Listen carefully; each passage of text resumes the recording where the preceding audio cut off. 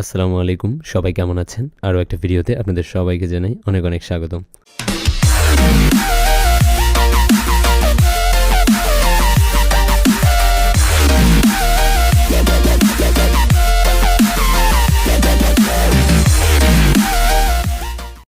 আজকে আমি একটা গুরুত্বপূর্ণ বিষয় নিয়ে কথা বলবো। সেটা হচ্ছে যে আমি আসলে অনেক প্রশ্নের সম্মুখীন হই স্টুডেন্টদের কাছ থেকে। যেটা হচ্ছে যে অনেকে আছে আমাকে নক করে যারা অনেক আগে পরীক্ষা দিয়েছে এইচএসসি পরীক্ষা, কিন্তু তারা আসলে ইনফরমেশন পায়নি যে নার্সিংয়ে পড়ার মতো স্কোপ আছে, এবং তারা যখন ইনফরমেশনটা পেয়েছে তখন অনেকটাই দেরি হয়ে গেছে।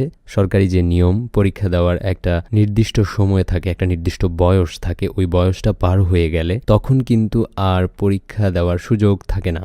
এই ভিডিওটা বানানোর উদ্দেশ্য হলো যে আমরা যারা আসলে সঠিক তথ্য না জানতে পারার কারণে নার্সিংয়ে পড়ার যে সুযোগ আমরা হারাচ্ছি, এই সুযোগটা যেন আমরা না হারাই। তো প্রথমত আমাকে অনেকেই নক করে যারা আমাকে বলে যে ভাইয়া, আমি 2014 সালে এইচএসসি পরীক্ষা দিয়েছি, 2015 সালে এইচএসসি পরীক্ষা দিয়েছি, আমি কি নার্সিং পড়তে পারবো কিনা। তখন আসলে আমার খুবই কষ্ট হয় এই রিপ্লাইটা দিতে যে না, আপনি আসলে পারবেন না পড়তে, কারণ আপনার সময়টা হচ্ছে ওভার হয়ে গেছে। আমি একটা জিনিস বলে নিই, সেটা হচ্ছে আপনারা যারা এসএসসি পরীক্ষা দিয়েছেন এবং এসএসসি পরীক্ষায় আপনাদের মোটামুটি 3 পয়েন্টস আছে, তাহলে আমি বলতে পারছি যে এইচএসসি পরীক্ষায় যদি আপনি 3 পয়েন্ট পান, সেক্ষেত্রে 3 এবং 3 দুইটা মিলিয়ে হচ্ছে 6 হয়ে গেলে আপনি নার্সিং ডিপ্লোমাতে অ্যাপ্লিকেশন করার মতো যোগ্যতা অর্জন করলেন। এবার আমি সাপোজ ধরে নিলাম যে আপনি 2022 সালে এসএসসি পরীক্ষা দিয়েছেন, তার মানে আপনি 2024 সালে পরীক্ষা দিবেন এইচএসসি, এবং 24 সালে আপনি যখন এইচএসসি পরীক্ষা দিবেন ওই বছরই কিন্তু আপনি নার্সিংয়ের যে পরীক্ষাটা রয়েছে, আপনি সেই বছর নার্সিংয়ে পরীক্ষায় অংশগ্রহণ করতে পারবেন।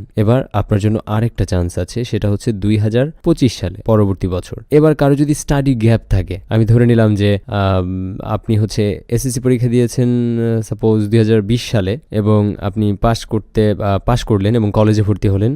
ভর্তি হওয়ার পরে আপনার এইচএসসিতে 1 বছর স্টাডি গ্যাপ হয়ে গেল এবং আপনি পরবর্তী বছরে এইচএসসি পাস করেছেন, কিন্তু আপনি কিন্তু তখন পরীক্ষা দিতে পারবেন না, বিকজ আপনার যে এসএসসি পরীক্ষাটায় সেখানে একটা গ্যাপ তৈরি হয়ে যাচ্ছে, অনেক বড় একটা গ্যাপ কিন্তু তৈরি হয়। তো এই জন্য বলা হচ্ছে যে যদি আপনি ফার্স্ট টাইমার হয়ে থাকেন, সেক্ষেত্রে আপনার এসএসসি পরীক্ষার যে স্টাডি গ্যাপটা রয়েছে সেটা তাতে প্রবলেম হবে না। বাট আপনি যদি সেকেন্ড টাইমার হয়ে থাকেন, অর্থাৎ আপনি যদি ধরে নিলাম 21 সালে আপনি এইচএসসি পাস করেছেন, কিন্তু আপনি অবশ্যই পরীক্ষা দিতে পারবেন, নার্সিং ভর্তি পরীক্ষা দিতে পারবেন, কিন্তু যদি আপনার স্টাডি গ্যাপ থেকে থাকে, অর্থাৎ আপনার পাস করার কথা ছিল 20-এ, আপনি পাস করেছেন 21 সালে, সেক্ষেত্রে আপনি নার্সিং ভর্তি পরীক্ষায় অংশগ্রহণ করতে পারবেন না। আর আরেকটা বিষয় হচ্ছে বয়স সর্বোচ্চ 22 বছর, 22 বছরের অধিক কেউ কিন্তু অ্যাপ্লিকেশন করতে পারবে না। আরেকটা জিনিস হচ্ছে ন্যূনতম পয়েন্ট লাগবে 6 পয়েন্ট, এসএসসি এবং এইচএসসি দুটোই মিলিয়ে 6 পয়েন্ট প্রয়োজন, তাহলে আপনি ন্যূনতম ডিপ্লোমাতে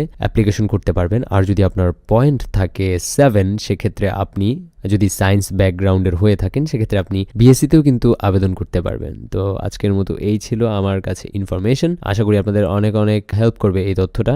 আর আসলে আমি বলি যে আপনারা এই তথ্যগুলো অবশ্যই শেয়ার করে সবাইকে জানিয়ে দিবেন, বিকজ অনেকেই অনেক পরে আসলে খবর পায় যে আসলে নার্সিংয়ে পড়ার কোনো একটা স্কোপ আছে, ইন্টারমিডিয়েটের পরে আমরা নার্সিং ভর্তি পরীক্ষায় অংশগ্রহণ করতে পারবো। এই ইনফরমেশনগুলো যদি তাদের কাছে পৌঁছে যায়, সেক্ষেত্রে এটা তাদের অনেক অনেক সহায়ক হবে। আশা করি আপনাদের ভিডিওটা ভালো লেগেছে। সবাই ভালো থাকবেন। আসসালামু আলাইকুম।